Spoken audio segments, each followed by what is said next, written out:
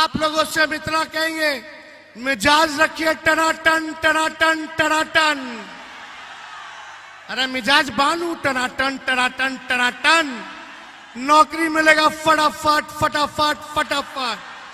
बहनों के खाते में लाख रुपया जाएगा खटाखट खटाखट खटाखट। अब बीजेपी हो जाएगा सफा चट सफा चट सफा चट। राहुल गांधी और तेजस्वी यादव की ये ताकत टनाटन टनाटन टनाटन है। अब देखना यह दोस्तों कि 4 जून को वाकई भारतीय जनता पार्टी सफाचट होती है या नहीं होती है। मगर यकीनन इन दोनों का एक साथ आना महागठबंधन को वो ताकत दे रहा है जो सही मायने में समझा जाए तो बिहार के अंदर गैर भाजपा ताकतों के लिए स्वर्णिम मौका दे रहा है दोस्तों। जी हां, तेजस्वी यादव जो कमर की दर्द के चलते खड़े तक नहीं हो पा रहे थे, आज एक बार फिर मैदान में उतरे। उनकी 200 से ज्यादा सभाएं हो चुकी हैं, मगर इतने दर्द के बावजूद यह व्यक्ति झुकने को तैयार नहीं है दोस्तों। यह व्यक्ति पीछे हटने को तैयार नहीं है। यह अब भी सभाओं को संबोधित कर रहा था और आज के तो राजनीतिक मायने ही अलग थे, क्योंकि आज उसी मंच पर उनके साथ राहुल गांधी भी मौजूद थे। उन्होंने कहा कि मैं प्रधानमंत्री नरेंद्र मोदी की धमकी से नहीं डरता, जो उन्हें गिरफ्तार करने की बात कर रहे थे। मैं आपको याद दिलाना चाहूंगा कि प्रधानमंत्री नरेंद्र मोदी ने कहा था कि जो हेलीकॉप्टर में घूम रहा है कुछ देर बाद जेल जाएगा। यह भी ना भूलें कि इसी तरह से महागठबंधन के बारे में प्रधानमंत्री ने कहा था कि ये लोग अपने वोट बैंक के लिए मुजरा कर रहे हैं। मगर आपने एक बात पर गौर किया होगा दोस्तों, प्रधानमंत्री सीधा प्रहार कर रहे हैं विपक्ष पर, खासतौर से महागठबंधन में जो औरतें हैं उनके ऊपर। मगर आपने देखा होगा तेजस्वी यादव की जुबान में इतनी सी भी कड़वाहट नहीं है। आज वो राहुल गांधी के साथ थे और राहुल गांधी भी फॉर्म में थे। राहुल गांधी ने एक बहुत दिलचस्प बात कही दोस्तों। राहुल गांधी ने यह कहा कि प्रधानमंत्री जो बार बार कह रहे हैं ना कि मैं ईश्वर का दूत हूं, वो इसलिए कि कल को जब जांच एजेंसीज उनकी पड़ताल करेंगी तो वो कहेंगे कि भाई मैं तो ईश्वर का दूत हूं, इन घोटालों से मेरा कोई लेना देना नहीं है।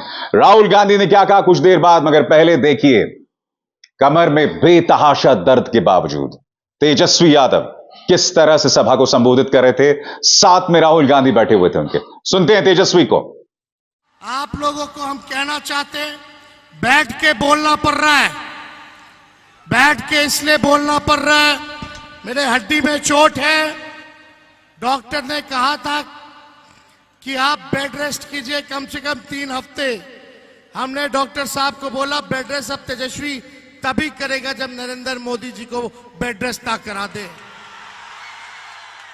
इस अवस्था में लगभग 230 से भी ज्यादा सभाएं हमने की है, क्योंकि आप लोग जानते हैं मोदी जी भाजपा के लोगों का जो हिडन एजेंडा है, देश के संविधान को खत्म करना, लोकतंत्र को खत्म करना। तो इस अवस्था में तेजस्वी बैठने वाला नहीं है। लोकतंत्र को, संविधान को बचाने के लिए जो कुर्बानी देनी पड़ेगी उस कुर्बानी को हम लोग देने का काम करेंगे।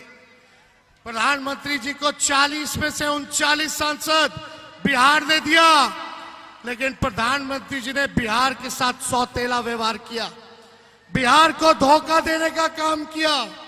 आज प्रधानमंत्री जी कई बार 13-14 बार बिहार आ चुके हैं, कई रैलियां कर चुके हैं, लेकिन प्रधानमंत्री मुद्दे की बात नहीं करते हैं। प्रधानमंत्री गरीबी का ग नहीं बोलते, बेरोजगारी का ब नहीं बोलते, महंगाई का म नहीं बोलते। प्रधानमंत्री केवल नफरत फैलाने के लिए बिहार आते हैं और नफरत फैलाने का काम करते हैं। लेकिन इस बार बिहार की जनता नफरत के झांसे में, झूठ के प्रचंड में फंसने वाली नहीं है। इस बार प्रधानमंत्री से जानना चाह रही है कि 10 साल आपने राज किया, बिहार को आपने क्या दिया। आप बताओ, प्रधानमंत्री जी ने बख्तियारपुर के लिए कोई काम किया हो तो आप एक काम बता दो जो बख्तियारपुर के लिए किया हो। केवल झूठ बोला कि नहीं बोला? कोई नौकरी दी, महंगाई कम की, गरीबी कम की, कोई बढ़िया अस्पताल बनवाया, कोई बढ़िया यूनिवर्सिटी बनवाया, कोई काम बख्तियारपुर के लिए इन लोगों ने नहीं किया। इसलिए हम लोग काम की बात करते हैं और प्रधानमंत्री जी की भाषा का स्तर इतना गिर चुका है कि कोई भी परिवार का लोग बैठ करके उनका भाषण नहीं सुनना चाहता, कोई भाषण नहीं सुनना चाहता। क्या बात करते हैं? मंदिर, मस्जिद, मछली, मटन, मुजरा, ऐसी ऐसी बातों का वो जिक्र करते हैं, ये उनके लिए मुद्दा है। हम बात करते हैं पढ़ाई, दवाई, कमाई, सिंचाई, गरीबी के बारे में बात करते, बेरोजगारी के बारे में बात करते, महंगाई के बारे में बात करते। लेकिन प्रधानमंत्री जी को बिहार आकर के गाली देना है, लालू जी को गाली देंगे, तेजस्वी को गाली देंगे, राहुल जी को गाली देंगे। इतनी मर्यादा, गरिमा प्रधानमंत्री पद का कम से कम रखना चाहिए था। इनसे बड़ा झूठा प्रधानमंत्री और कोई नहीं है। विश्व में अगर सबसे कोई झूठा प्रधानमंत्री है तो उसका नाम नरेंद्र मोदी जी है। ये इतना झूठ बोलता है कि गोबर को भी हलवा बना देते हैं। कोई बताओ अच्छे दिन आने वाले थे, कहां गया अच्छे दिन? ठग लिए कि नहीं ठग लिए? एक बार ठगाया, दो बार ठगाया, लेकिन तीसरा बार ठगाने वाला नहीं है। इसलिए मोदी जी गारंटी देते हैं, क्या गारंटी देते हैं? तेजस्वी को जेल भेजने का गारंटी देते हैं, लेकिन राहुल जी और तेजस्वी नौकरी देने की गारंटी देता है। हमने 17 महीने 5 लाख लोगों को सरकारी नौकरी दिया, 3 लाख प्रक्रियाधीन कराया। हम लोगों ने नियोजित शिक्षक कर्मियों को 4.5 लाख जो थे उनको सरकारी कर्मी का दर्जा दिया। जाति आधारित गणना हमने कराया, 75% आरक्षण हम लोगों ने कराया। कोई भी भाजपा शासित राज्य में अगर 75% हो तो हमको बता दो। ओबीसी का, ईबीसी का, एससी का, एसटी का हम लोगों ने आरक्षण की सीमा को बढ़ाने का काम किया। लेकिन प्रधानमंत्री जी यहां आकर के झूठ पे झूठ, झूठ पे झूठ बोलने का काम कर रहे हैं। तो देखो भाई, आप लोगों से हम इतना कहेंगे, मिजाज रखिए टनाटन टनाटन टनाटन। अरे मिजाज बानू टनाटन टनाटन टनाटन। नौकरी मिलेगा फटाफट फटाफट फटाफट। बहनों के खाते में लाख रुपया जाएगा खटाखट खटाखट खटाखट। अब बीजेपी हो जाएगा सफा चट सफा चट सफा चट। कांग्रेस और लालटेन पर वोट गिरेगा ठका ठक ठका ठक ठका ठक। माले को वोट पड़ेगा ठका ठक, वीआईपी को वोट पड़ेगा ठका ठक। तो इसलिए मिजाज एकदम बुलंद रखिए। और हम आप लोगों को कहने आए, 5 किलो अनाज नहीं 10 किलो अनाज मिलेगा। और अनाज देने की शुरुआत यूपीए के समय से हुई। फूड सिक्योरिटी बिल तब आया। तो ये सच्चाई है, ये भी जानने की जरूरत है। आप सब लोगों को हम कहने आए कि अग्निवीर योजना को हम लोग खत्म करेंगे, हम लोगों की सरकार खत्म करेगी। और जैसे पहले बहाली सेना में हुआ करता था वैसे ही बहाली होगा। गरीब परिवार की बहनों को लाख रुपए जो है साल में खाते में जाएगा, यानी हर महीने 8,333 रुपए सीधे उनके खाते में दिया जाएगा। तो ये सारा काम हम लोग करने जा रहे हैं। बस आप सब लोगों से यही अपील है, एकजुट होकर के रहना है। बताइए, आशीर्वाद मिलेगा ना? अंशुल भाई को जिताना है ना? पूरा आशीर्वाद है ना? तो ज्यादा समय नहीं लेते, राहुल जी को भी बोलना है। और आप सब लोगों के तरफ से खुसरूपुर की धरती पर आदरणीय राहुल गांधी जी का भी हम स्वागत करते हैं। तो इनको पूरा विश्वास दिलाइए।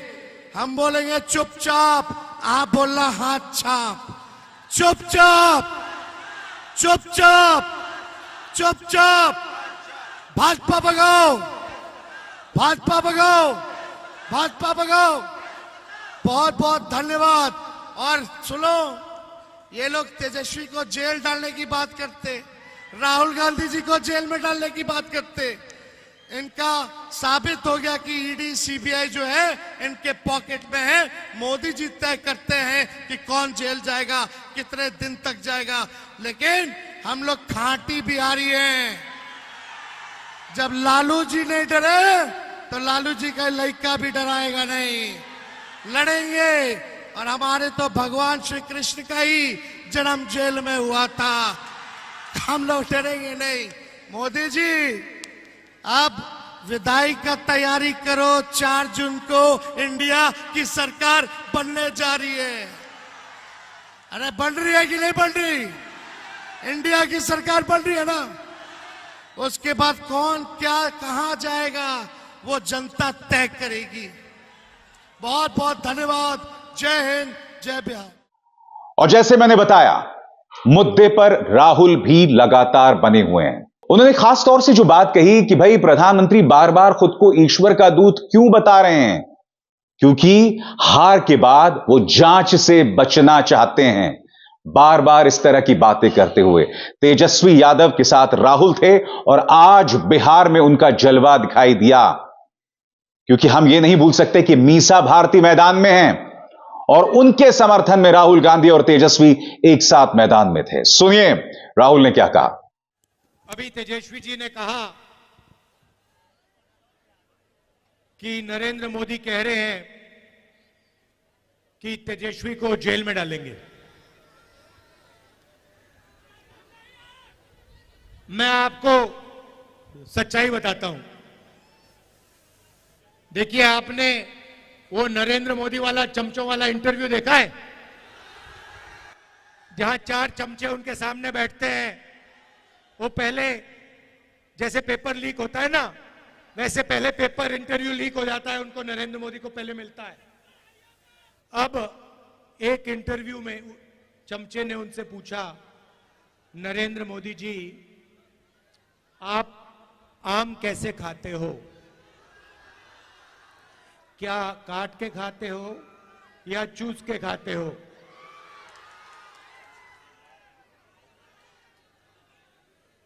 दूसरे ने पूछा, नरेंद्र मोदी जी ये जो आप डिसीजन लेते हो, ये बड़े बड़े निर्णय लेते हो, ये आप कैसे लेते हो?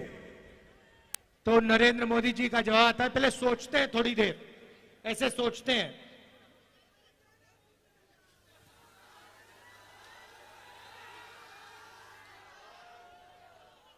थोड़ा टाइम लगता है और फिर कहते हैं, ये जो निर्णय होते हैं इनको मैं नहीं लेता, ये परमात्मा लेता है। मुझे परमात्मा ने ऊपर से भेजा है, मैं बायोलॉजिकल नहीं हूं, मैं परमात्मा का मैसेंजर हूं, उनका काम करने आया हूं। ये उन्होंने पता है क्यों कहानी निकाली है, ये परमात्मा वाली?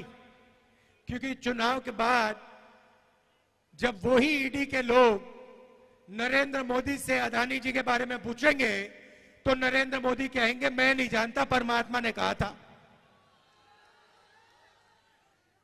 मोदी जी आप लंबे लंबे भाषण देना बंद कीजिए। आप देश को बांटने की कोशिश नहीं कीजिए। आप सबसे पहले देश के युवाओं को यह बताइए, बिहार के युवाओं को यह बताइए कि आपने हिंदुस्तान के युवाओं को कितना रोजगार दिया, कितनी नौकरियां दी। आपने 2 करोड़ युवाओं को रोजगार देने की बात की थी, आपने एक युवा को नौकरी नहीं दी। यहां हाथ उठा के दिखाओ भैया, बेरोजगार, ये बेरोजगार हाथ उठा के दिखाओ। ये है नरेंद्र मोदी का नतीजा, इनकी पॉलिसी का नतीजा कि हिंदुस्तान में युवाओं को रोजगार नहीं मिल सकता। ये पहले आपके अलग अलग रास्ते थे, सेना में आप जा सकते थे, पब्लिक सेक्टर में जा सकते थे, प्राइवेट सेक्टर में आपको रोजगार मिल सकता था। नरेंद्र मोदी ने नोटबंदी, जीएसटी लागू करके रोजगार के रास्ते बंद किए और सेना में अग्निवीर लागू करके जवानों को मजदूर बना दिया। तो मैं आपसे सबसे पहले यह कहना चाहता हूं, नरेंद्र मोदी कुछ भी कहें, 4 जून के बाद इंडिया की सरकार आने वाली है। अग्निवीर योजना को फाड़ के हम कूड़ेदान में फेंकने जा रहे हैं। यह नरेंद्र मोदी की योजना है। आर्मी इस योजना को नहीं चाहती है, यह ऊपर से थोपी गई है और हमारा पहला काम अग्निवीर योजना को फाड़ कर कूड़ेदान में फेंकने का होगा। हम 2 तरीके के शहीद नहीं चाहते हैं।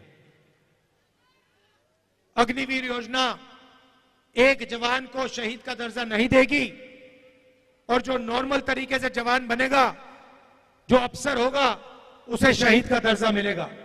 अग्निवीर को पेंशन नहीं मिलेगी, दूसरे जवान को पेंशन मिलेगी। अग्निवीर को कैंटीन नहीं मिलेगी, दूसरे जवान को कैंटीन मिलेगी। यह अन्याय हम नहीं चाहते हैं, इसलिए अग्निवीर योजना को हम रद्द करने जा रहे हैं, खत्म करने जा रहे हैं। और जैसे पहले होता था वैसे ही हम एक बार फिर बिहार के युवाओं के लिए, बाकी प्रदेशों के युवाओं के लिए सेना में परमानेंट पेंशन वाली योजना चलाएंगे। जैसे पहले होता था वैसे ही होगा। अब भाई और बहनों, ये जो चुनाव है, ये संविधान का चुनाव है। ये पहला चुनाव है जहां बीजेपी के नेताओं ने कहा है कि हम इस संविधान को फाड़ के फेंक देंगे।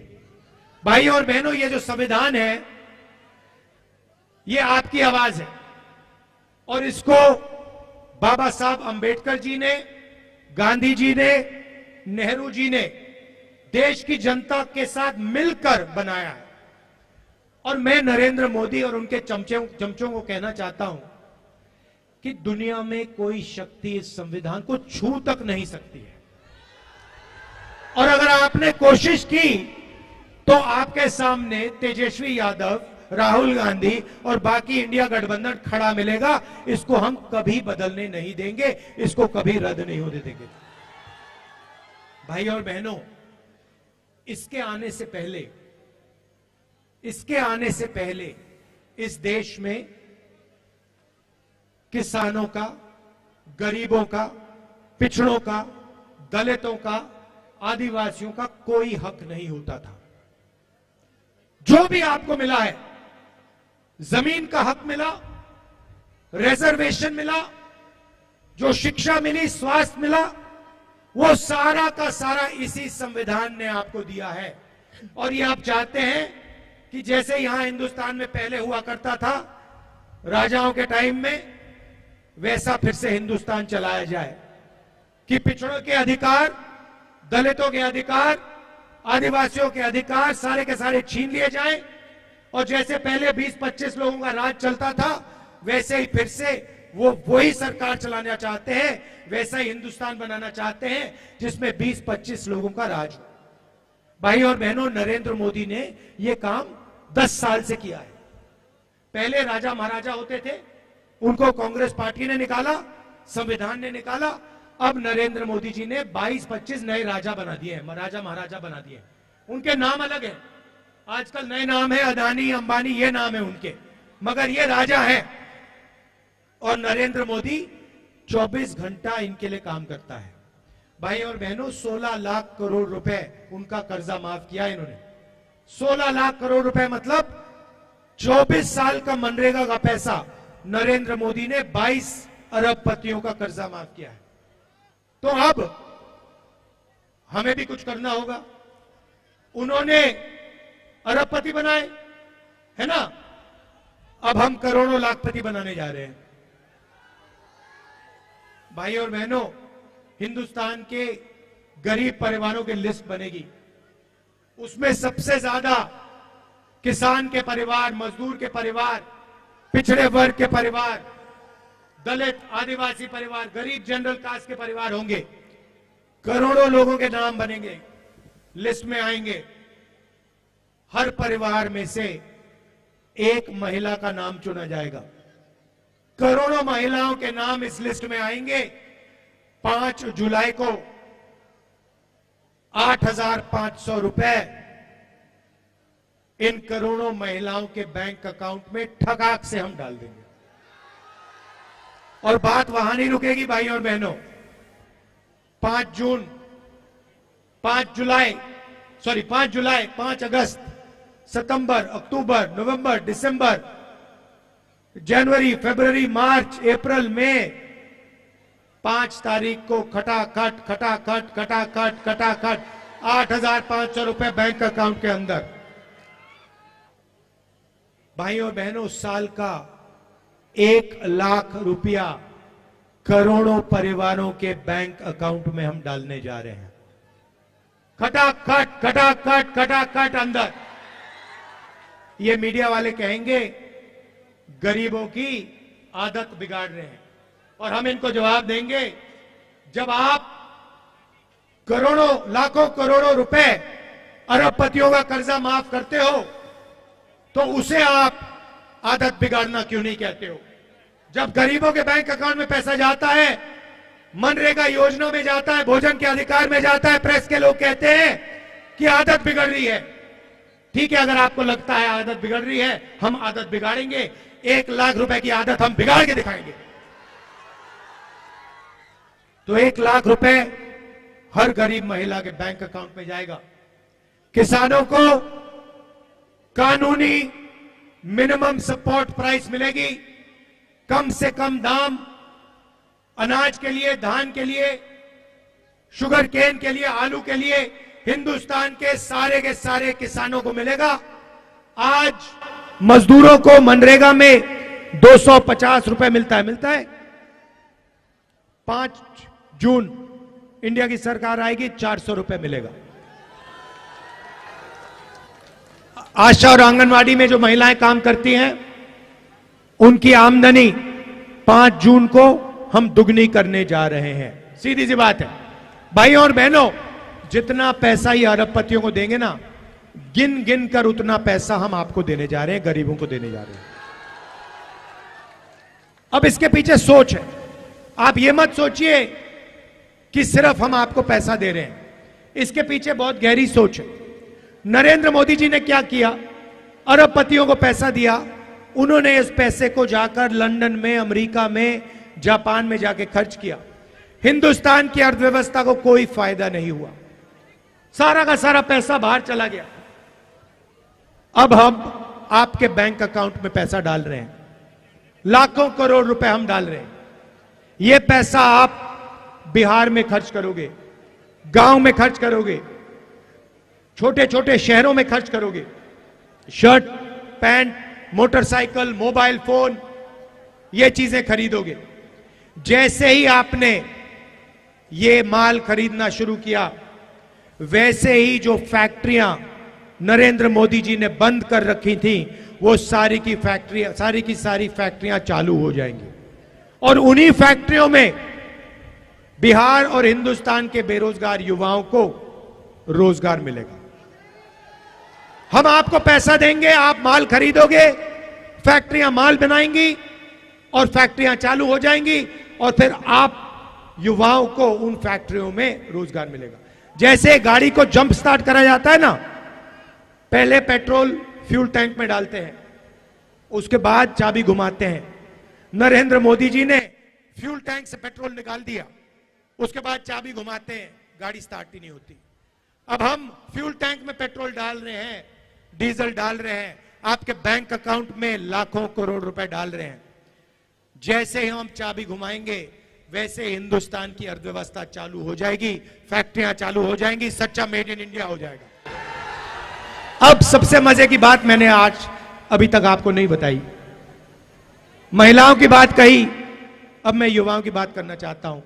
देखिए, तेजस्वी जी ने बिहार में आपको रोजगार दिया, सरकारी रोजगार दिया।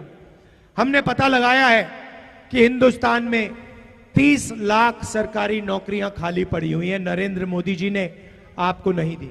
हमारा पहला काम ये 30 लाख नौकरियां आपके हवाले करने का होगा। जैसे इन्होंने यहां बिहार में किया, वैसे ही हम जाके नेशनल लेवल में करेंगे, लाखों नौकरियां आपके हाथ हम दे देंगे। दूसरा काम और शायद सबसे क्रांतिकारी काम, हमने पहले मनरेगा में रोजगार का अधिकार दिया था, मगर जो ग्रेजुएट्स होते हैं, डिप्लोमा होल्डर्स होते हैं, कॉलेज यूनिवर्सिटी के ग्रेजुएट्स, वो मनरेगा नहीं करते हैं। इसीलिए हमने ग्रेजुएट्स के लिए एक नया अधिकार दिया है। अधिकार का नाम पहली नौकरी पक्की। पहली नौकरी पक्की का मतलब क्या होगा मैं बताता हूं। पब्लिक सेक्टर में, प्राइवेट सेक्टर में, BHEL, HAL जैसी कंपनियों में, हिंदुस्तान रेलवेज में, सरकारी ऑफिसेज में, सरकारी कॉलेज यूनिवर्सिटीज में, सरकारी अस्पतालों में 1 साल के हिंदुस्तान के बेरोजगार युवाओं को जो भी मांगेगा सबको 1 साल की नौकरी का अधिकार मिलेगा। उसमें ट्रेनिंग मिलेगी, 1 साल की नौकरी मिलेगी, महीने का 8,500 रुपए, साल का 1 लाख रुपए खटाखट बैंक अकाउंट में जाएगा। जो ये पैसा हम महिलाओं के खाते में डाल रहे हैं, किसानों के खाते में डाल रहे हैं, मजदूरों को दे रहे हैं, बेरोजगार युवाओं को दे रहे हैं, इसी से हिंदुस्तान की अर्थव्यवस्था जंप स्टार्ट होगी, चालू होगी। ये हमारी सोच है, क्रांतिकारी सोच है। ये किसी भी दुनिया की किसी भी सरकार ने ऐसा काम नहीं किया है। इंडिया गठबंधन की सरकार पहली बार यह काम करने जा रही है। इससे हिंदुस्तान के गरीबों को जबरदस्त फायदा होने जा रहा है। भाई और बहनों, लड़ाई इसकी है। अगर यह चला जाएगा, आपके अधिकार चले जाएंगे, आपका पूरा का पूरा रिजर्वेशन चला जाएगा, आपको स्कूलों में नहीं जाने देंगे, कॉलेज यूनिवर्सिटी में नहीं जाने देंगे, जो भी आपको मिला है वो सब खत्म हो जाएगा। इसीलिए मिलकर हम सबको कॉन्स्टिट्यूशन को, अंबेडकर जी के संविधान को बचाना है और इस काम को हम पूरा दम लगा के एक साथ पूरा करने को तैयार हैं। यहां पे हमारे प्रत्याशी हैं, अंशुल जी, जरा आगे आइए, इनको भारी बहुमत से जिताइए और इंडिया गठबंधन के हमारे जो बाकी कैंडिडेट्स हैं उनको भी भारी बहुमत से जिताइए। बिहार में कम से कम 40 सीटें आनी है, 1 सीट भी नहीं जानी चाहिए। इंडिया गठबंधन को पूरी की पूरी मिलनी चाहिए। भाई और बहनों, तूफान आ रहा है उत्तर प्रदेश में और बिहार में। इंडिया गठबंधन का तूफान आ रहा है, मैं आपको बता रहा हूं। एक बात लिख के ले लो, नरेंद्र मोदी हिंदुस्तान के प्रधानमंत्री नहीं बनने जा रहे हैं, ये गारंटी करके ले लो। आप सबका दिल से बहुत बहुत धन्यवाद। नमस्कार, जय हिंद। तो दोस्तों, आपको क्या लगता है, राहुल और तेजस्वी का इस तरह से एक मंच पर आना क्या महागठबंधन को ताकत दे पाएगा? क्योंकि ये ना भूलें, इम्तिहान बहुत मुश्किल है दोस्तों। पिछली बार 40 में से 39 सीटें भाजपा के मोर्चे को गई थीं, यानी कि यहां से बेहतर ही कर सकता है महागठबंधन। और सबसे बड़ी बात, जब विधानसभा चुनाव हुए थे और वो जो नतीजे आए थे, अगर हम उन्हें लोकसभा के नतीजों में परिवर्तित करें तो बीजेपी के मोर्चे को मिली थी 21 और तेजस्वी और कांग्रेस के मोर्चे को मिली थी 19, यानी कि बहुत ज्यादा फर्क नहीं था। क्या यही लोकसभा के चुनावों में दिखाई देगा, रिफ्लेक्ट करेगा, परिलक्षित करेगा? यह एक बहुत बड़ा सवाल है। उसके लिए जाहिर सी बात है, इंतजार करना पड़ेगा। मगर यकीनन दोस्तों, तेजस्वी जिस तरह से चुनावी कैंपेनिंग कर रहे हैं, वो नजीर स्थापित कर रहे हैं, मिसाल स्थापित कर रहे हैं। और अगर विधानसभा चुनाव के जो नतीजे आए थे वही लोकसभा में दोहराए गए तो यह अपने आप में एक बहुत बड़ा राजनीतिक चमत्कार होगा। क्या उनका जो पारंपरिक वोट बैंक है उससे ऊपर उठकर तेजस्वी और कांग्रेस के गठबंधन को समर्थन मिल रहा है? सवाल वही है दोस्तों। तो इंतजार कीजिए, मुकाबला बहुत दिलचस्प है और पल पल की जानकारी आपको लगातार मेरे मंच में मिलती ही रहती है। अभिसार शर्मा को दीजिए इजाजत। नमस्कार। स्वतंत्र और आजाद पत्रकारिता का समर्थन कीजिए, सच में मेरा साथी बनिए। बहुत आसान है दोस्तों, इस ज्वाइन बटन को दबाइए और आपके सामने आएंगे ये 3 विकल्प, इनमें से एक चुनिए और सच के इस सफर में मेरा साथी बनिए।